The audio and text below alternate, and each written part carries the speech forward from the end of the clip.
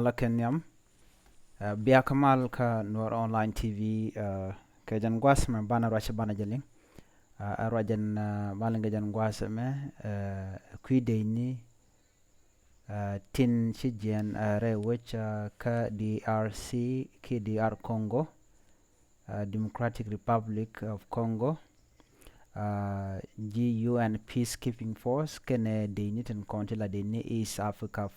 Community Force ke deini la jaka ke East Africa Community ko bikanat bikan ko gang shajen dien shajala du shajen no garaman Cape East African Civil Society Forum kajan larame ngut kan kono reide mi jirama jidit go rejin bidin yo kana sin kokien kan no bajin no bi chonkel ke Noor Online TV ke be subscribe ka kor rajme bana rak ku salpa care ma yadit kamandana lede ka ku East Africa Community ko jaram dan la kwer ka jan gwasme en Ramadan Cape East Africa Community selpa ke ma yadit bana mandan en chalare kwartin kokien tin te finde ke East Africa Community mende tenewan bana shure ler manan balinga jan gwazum shirgamen shalin katain den go shalado shukwer and Cape East Africa Community ke East Africa Civil Society de ni EAC tin cha palpan akuma DR Congo chaka chanok no shi natra to shi gajen ke shi de ni shi gajen rai wechen wini ka do ban no ja ban jele ni lingba ka jan gwasam kan de ni koni la de ni East Africa Community Force wa tadin tongomi o ba mal ba je laslet ke betelet rewe ka Congo chala no en tadin rewe jan winimi o bi koren content to kam DR Congo kan de ne duar M23 o be roda capchong ajen menang ke de jan wini la de East Africa Community Force kan de ne roto shi de wekel garwade ka wi dialan content pin East Africa Community men cha selba ke me yadit kwany ala kwarian ka do banana shalat ke je shalado shi de ni te gwas ke shi kan te gwas mi shanok no ticketin kan ngaji Congo jeno kan de ni EAC ke East Africa Community Force kan rom malten ray which and we ni ka DR Congo kan nasen kontila de ni UN Peacekeeping Force tin konen ku tashi ngo ku kan language do no shukwer Congo cha jagu ga dobdo dien agent East Africa Community Force ke de ni East Africa Community shi kan te winni mi ko bika Congo bika na gang do no let ken nyen ken koken ke gor ken kwak tin konde tongomi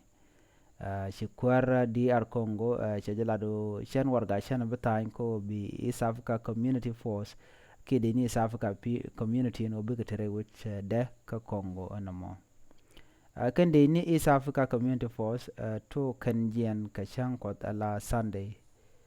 chikan jian karun wangalong chalado shin nasi shop ke kor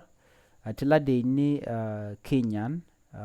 tetere wujin winimi ke Congo titi ajaka gwaze dan kene de ni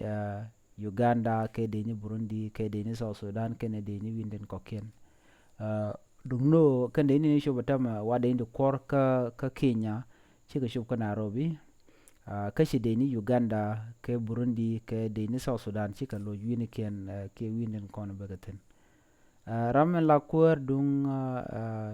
Ramlan la Executive Director of Community Empowerment for Progress Organization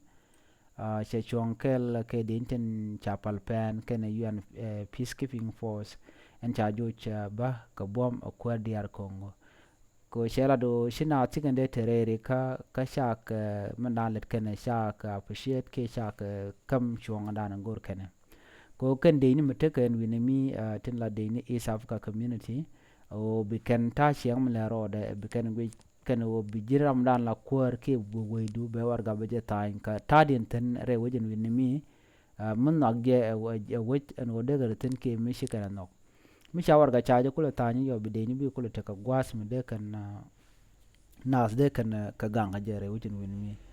ci kwarni yakani right bano bi kir ki Salva Kiir Mayardit ala kwar EAC ki kwar East Africa Community en jididen paylaslet do mala gor mi be mal non ka je kam da DR Congo kana netin te dor ko shikum DR Congo shaje bige no shaje palre rika kana do badan de Salva Kiir Mayardit dere de ni the Indian Contador M23 kana the Indian Contin la de ni kuma dung DR Congo der do dan de ka taga mat ka je ki mal ka je kam de ken der jalat chaje chol am foin de Salva Kiir Mayardit ko ba do po mo ba jeri ala ka ko jaram dan la ko ka jen gwasame ka tok chaje je be ko she Salva Kiir Mayardit chala ko antama ka ta da kwar ka East Africa Community ka ba de ni ba ka ban wo cha ka gwat ndana she ban wi ko am ga je beje gore jab Salva Kiir Mayardit Salva fonde ba duom gwa mdong de ta dan chiro de lat dar jeri ala ka je beje gor ashit ko mishi DR Congo shike de inten kon kula gangre wujin winimi ka Congo mishi ka ko wo ka cha wo men UN peacekeeping force ka she de inten kon la de East Africa tinte tenwon cha ka nyoko wo ngum de reaction mutede de kwar la EAC ne Salva Kiir Mayardit dere riaka jama ki dere jegdi dere jega magwa ki dere jega majak nama chala do liep ko jega Salva Kiir Mayardit ko ba mandan guja ba je lazlet nama agenda nan chala do shi nastin kontin ati deni East Africa Community Indian shi kan GN East Africa Community Force ki deni East Africa shi kan nok no shi ka GN ko shi kan de tere wech ko DR Congo ka shi kwar DR Congo shawar gache jitany wa en men cha ladaken amugwa jeno bi deni biga ben shen ken ke biga odor ken chikan wo chikan jotogo aname agenda ndi linga jan gwasa me shirka min ngayena o shi shika tung jen kan deni ni re wacha ka Congo ko tela duo mi shawar ga cha tangi je warga dan de kula tere wacha ka Congo ka je ka do badan de kan mal de kan kula ngot kam non kan re wacha ni mi ka Congo na me je le dan de yen nga jan gwasa me mi jira me jidit ki jan channel ma gore no jin bi jan waga nas ko ken ko de yen leren kon ban non ka tung nen ta nas de yen ka chwaling agwa ajan gwas danan de laran de repekten mi jiram jedit ke jen channel ma de jete jeno jen ko subscribe ke ku jen nyaka nasen ko kien ko de lere de kan ugonten kono gor kon ke de ko ten titi gan dial ke de te ka loni ka ta shinga ke ka ta mala re we ka afrika ka do dan de mal de jen no gaje ajan dan de link ka gwas me en biate ka mal bye bye.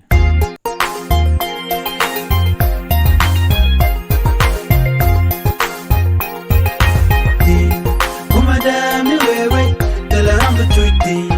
tela gami bichuiti, tela meti bilonti. Kuma dami wewe, tela hambu chuiti, tela gami bichuiti.